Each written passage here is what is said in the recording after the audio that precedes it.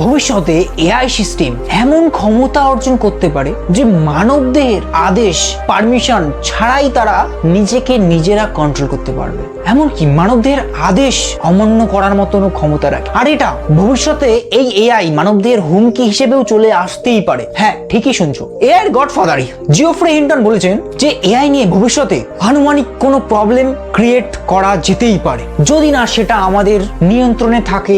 তো Geoffrey Hinton তিনি এককালে এআই নিয়েও তার বিশেষত্বতা অনেকই আছে।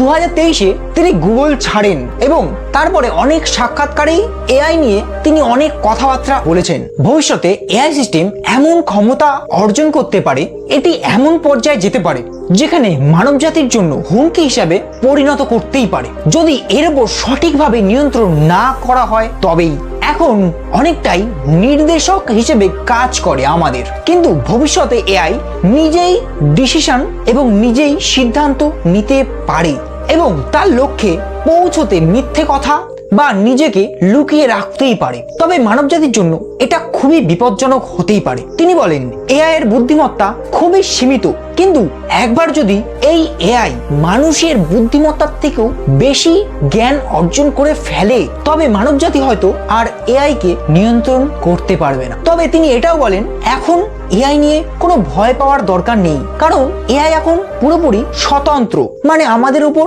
এআই এর নিয়ন্ত্রণ আছে। এআই এখনো স্বাধীন চিন্তা করতে পারে না, তবে এটা হুঁশিয়ারি এবং গুরুত্ব সহকারে নেওয়া উচিত। এআই ভবিষ্যতে উন্নত সাথে সাথে অবশ্যই মানবদেহের নিরাপত্তাও নেওয়া দরকার। ধন্যবাদ।